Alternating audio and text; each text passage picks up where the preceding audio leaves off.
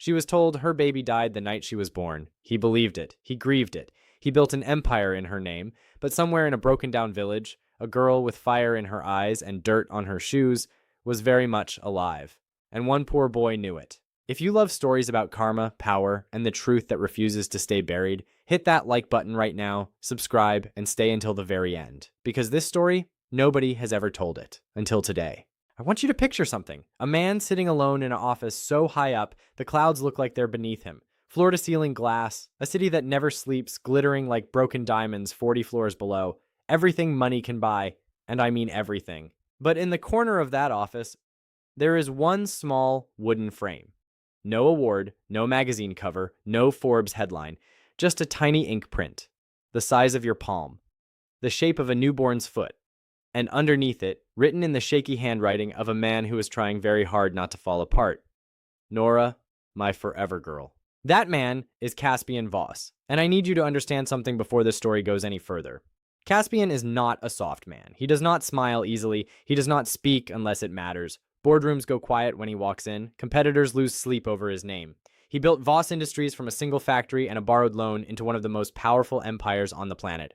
He is the kind of man the world calls untouchable, but grief touched him. Grief held on and never let go. Because 22 years ago, in a private hospital abroad, Caspian Voss was told his newborn daughter took one breath, and then nothing.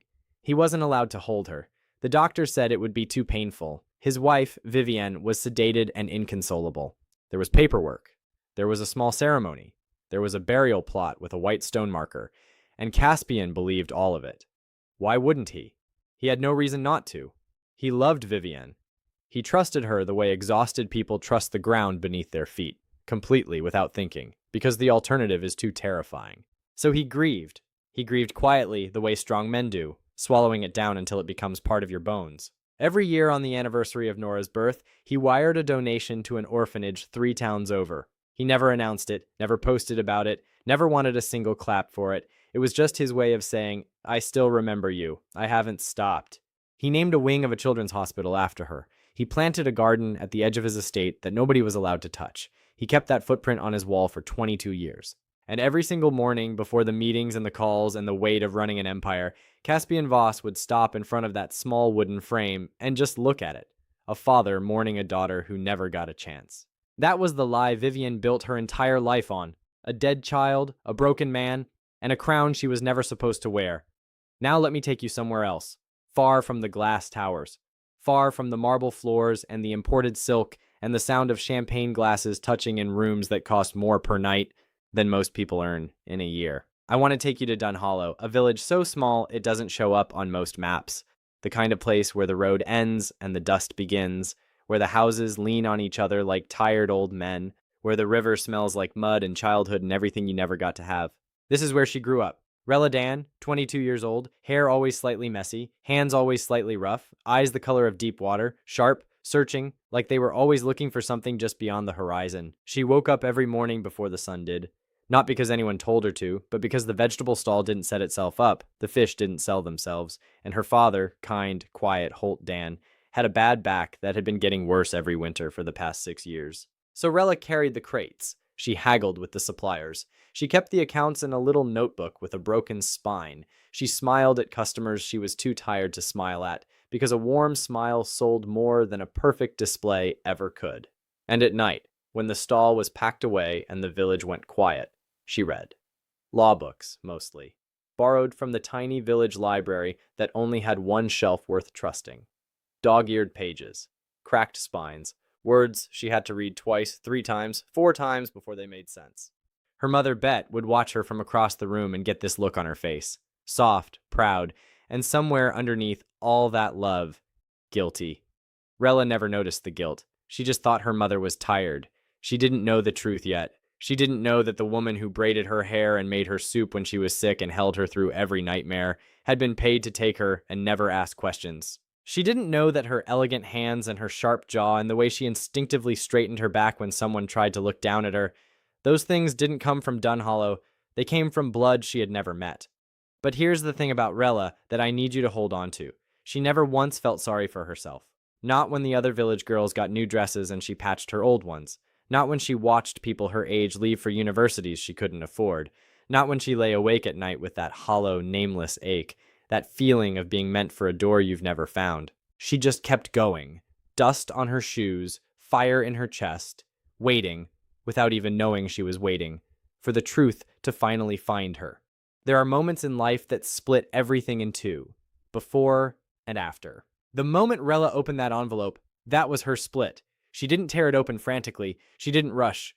She sat down on the old wooden step outside her front door, the same step where she had tied her shoes 10,000 times, where Holt had taught her to count using river stones, where Bet had once held her close during a thunderstorm and whispered, "Nothing can touch you here." She sat there, and she opened it slowly. The first thing that fell out was a photograph. A newborn's footprint, ink on white paper, tiny, perfect, and written beneath it in a hospital stamp. 3 words that rewired her entire existence. Nora Voss, alive. Her eyes moved to the documents. A birth certificate, a hospital seal from a private clinic abroad, a father's name she recognized instantly. Because everyone knew the name. The whole country knew that name. Caspian Voss. Her hands did not shake. That surprised even her. She thought she would cry. She thought the ground would tilt. She thought something inside her would break open like it had been waiting to break for years. But instead, she went completely still. The kind of still that happens right before something enormous moves. And then, very quietly, a fire lit somewhere deep behind her ribs. Not the hot, wild kind, the slow kind, the kind that doesn't go out. She looked up at Finn, who was standing a few feet away, watching her with the expression of a man who had just handed someone a grenade and wasn't sure if he'd done the right thing. "How long have you known?" she asked. 3 weeks, he said. "I needed to be sure. I needed to be sure you were safe before I said anything." She nodded slowly, looked back down at the footprint. Her footprint. 22 years ago, someone pressed her tiny newborn foot onto this paper, stamped it, filed it, and then handed her to strangers so a calculated woman could sleep peacefully in a life that was never hers to take. "She's still alive?" Rella asked quietly. "Vivian Voss?" "Yes," Finn said. "She's still his wife." Something moved across Rella's face then. Not rage, not tears, just clarity. The terrifying, crystalline clarity of a woman who has just understood exactly what was stolen from her, and has decided in the very same breath that she is going to take it back. She stood up from that old wooden step, tucked the documents carefully inside her jacket, looked out at the dusty road, the leaning houses, the small, tired village that had held her without knowing what it was holding. She whispered something so quietly Finn almost missed it. "She buried me before I could breathe." A pause. "Now let's see how she handles me standing up." The truth had been asleep for 22 years. Rella Dann just woke it up. There is something nobody tells you about justice. It doesn't arrive loudly. It doesn't come crashing through the door with sirens and thunder and the dramatic music you imagined in your head. It doesn't announce itself. It doesn't perform for the crowd. It just arrives quietly, completely, like a tide that has been building for 22 years, finally deciding today is the day. The DNA results came back on a Tuesday morning. Caspian was sitting at his desk when his assistant placed the sealed envelope in front of him. He didn't open it immediately. He just stared at it for a long moment. This man who had stared down boardrooms, survived hostile takeovers, rebuilt after every loss the world had thrown at him. His hands trembled opening that envelope, not from weakness, from 22 years of grief about to be rewritten in a single sentence. He read the results once, then again, then he set the paper down very carefully, the way you set down something you are terrified of dropping. 98% biological match, paternal confirmation. She was his. She had always been his. He sat alone in that office for 40 minutes. Nobody disturbed him. His assistant said afterward that she had never heard silence sound so loud. When Caspian finally walked out, his eyes were red, his jaw was set, and something in his expression had shifted permanently, like a man who had just finished grieving and was now, for the first time in 2 decades, furious. Vivian's world collapsed the way expensive things do, suddenly and completely.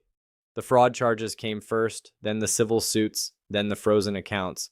One by one, the doors she had spent 22 years carefully opening slammed shut in her face. The lawyers she had paid for years quietly withdrew. The friends who had attended her galas stopped returning calls because that is the other thing nobody tells you about a lie that big. It doesn't just fall, It takes everything built on top of it down with it. The charities, the reputation, the carefully curated image of the devoted, grieving mother, all of it. Dust. The cruelest part, the orphanage Caspian had funded every year in Nora's name, the children's hospital wing, the garden nobody was allowed to touch. Every beautiful thing Caspian built from his grief had been built on Vivian's lie. She sat in her lawyer's office in a cream silk blouse that cost more than Rella's entire childhood and stared at the table with hollow eyes. The queen without a kingdom. The woman who had stolen a crown and worn it so long she had forgotten it was never hers. Nobody photographed her leaving. Nobody waited outside. The world had already moved on. To Rella, and somewhere across the city. In Dunnhollow, Rella was sitting on that same old wooden step, Holt's hand on her shoulder, Betty crying softly beside her, the village quiet around them. She wasn't celebrating. She wasn't rushing toward the Empire with hunger in her eyes. She was just sitting with the two people who had fed her, held her, loved her without a single reason to, and letting herself feel the full weight of everything at once. The loss of a life she never got to live, the love of a father who had mourned her every single day, the kindness of a poor boy who chose truth over money when the whole world would have understood if he hadn't. She pressed her face into Bet's shoulder the way she had as a little girl during thunderstorms, and for the first time since that envelope, she let herself cry. Not from sadness, from relief. The relief of a woman who had spent 22 years feeling like a door that didn't fit its frame, finally understanding why. She had never belonged to the dust. She had just been hidden in it. Vivian Voss lost everything she had stolen. Caspian Voss found everything he had mourned. Finn Arlo, the poor boy from a disgraced family, walked into a medical school the following autumn, carrying nothing but his father's redemption and his own quiet courage. And Rella Dann. She took her time. She went back to Dunnhollow first, paid off every debt Holt and Bet had ever carried, bought them a house with a garden and a porch and a rocking chair for each of them. Then she packed one bag, worn jacket, broken-spined law book, and a photograph, a tiny ink footprint on white paper. And she walked into her father's world, not as a victim, not as a headline, as exactly what she had always been, even in the dust, even in the dark, even when nobody knew her name, a Voss. She was stolen before she could speak. Hidden so another woman could live her life, but the truth never stays buried. It just waits for someone brave enough to carry it into the light, and that someone was a poor boy with an envelope and a conscience. If this story moved you, and I think it did, hit that like button right now. Share this with someone who needs to hear that karma always finds its way. Subscribe because we have more stories like this one, stories nobody has told yet, and drop a comment below. Just one word, how did Rella make you feel? I'll be reading every single one.